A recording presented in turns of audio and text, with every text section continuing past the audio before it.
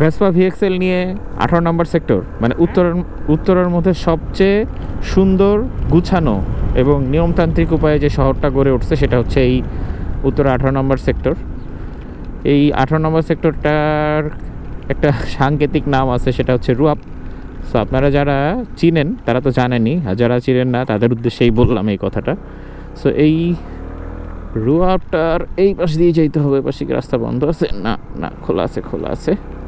আচ্ছা, এই পাশ দিয়ে বের হয়ে যাচ্ছি আর কি। বৃষ্টি মোটামুটি বেশ ভালো বৃষ্টি হচ্ছে। বৃষ্টির মধ্যে আমি আমার এই ঐতিহাসিক ভেসপাটাকে নিয়ে বের হয়েছি। এখানে আসছিলাম একটু শ্যুট করতে, এবার একটু রাইড করে চলে যাই। একটু দুর্নীতি করলাম, অল্প একটু দুর্নীতি করলাম, আসলে ঠিক হইলো না এই অল্প একটু দুর্নীতির করাটাও। সো ভেসপাটা নিয়ে একটু কমপ্লিট একটা রিভিউ বানানোর চেষ্টা করলাম। সো এটা আপনারা কিউরিয়াস বাইকারে পাবেন। সো এটার মিটার প্যানেলটা দেখেন, মানে ভেসপার একটা রেট্রো ডিজাইন, এবং এইটা যে একটা ঐতিহাসিক বাইক, প্রায় 75 বছর ধরে পুরনো, সারা ওয়ার্ল্ডে ভেসপা মোটামুটি বেশ ভালো জনপ্রিয়, এবং বাংলাদেশে এটাকে আনতেছে হচ্ছে রানার অটোমোবাইল। সো রানারের যেহেতু দেশব্যাপী আপনার সার্ভিস আছে, সো আশা করা যায় এটা বেশ ভালো সার্ভিস দেবে। আর ভেসপার আসলে ক্লাস এবং কাস্টমারটাই ভিন্ন, কাউকে আসলে বুঝায় ভেসপা নেওয়া যাবে না, আবার যে ভেসপা নিবে বলে সিদ্ধান্ত নিচ্ছে তারে বুঝায় আবার অন্য কোনো স্কুটি নেওয়া যাবে না।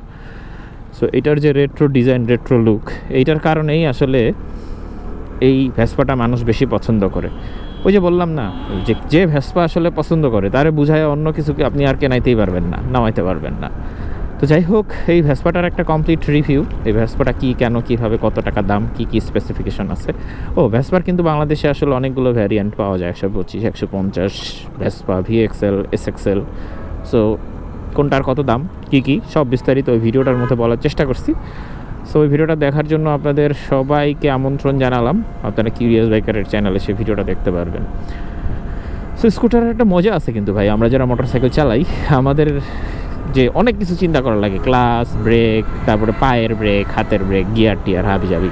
সো এই যে দেখেন স্কুটার, এটার কোনো ব্রেক ট্রেক নাই, ওই যে সামনে একদম পুরো খালি, আর এই হাতে এটা সামনে, এটা পেছনে ব্রেক। থ্রটল ঘোরাচ্ছি, যতটুকু ঘুরাই ততটুকু স্পিডে চলে, আবার যখন মন চায় ব্রেকে চাপ দিলেও আবার বন্ধ হয়। এইটার আবার নিউট্রাল নাই, মানে এই যে আমি থ্রটল যে ঘোরাচ্ছি ও চলতেছে, থ্রটল যখন আমি ছেড়ে দিচ্ছি তখন এই অটোমেটিক চলতেছে। মানে অটোমেটিক বলতে হচ্ছে এটা ধাক্কায় যতটুকু স্পিড ছিল এই রেশিওতে যতটুকু চলা যায় এতটুকুই চলতেছে, ইঞ্জিনটা কিন্তু তখন আর কাজ করতেছে না। এবং এটার একটা মজার বিষয় হচ্ছে যে এটা আপনি জ্যামের মধ্যে যখন চিলমুড়ে ঝিল পাড়ে দাঁড়া থাকবেন তখন কিন্তু আলাদা এনার্জি খরচ হবে না। যাই হোক, এই বকবগানি বন্ধ করে দিলাম, মেট্রো রেলের নিচে চলে আসছি। এই রাস্তাটা আসলে ব্যস্ত থাকে, আর এখানে আপনারা ফুটেজ দেখে মজা পাবেন না। বিদায় নিচ্ছি, নতুন কোনো রাস্তা থেকে আবার বকবগানি শুরু করব। দেখা হবে, টাটা, গুড বাই।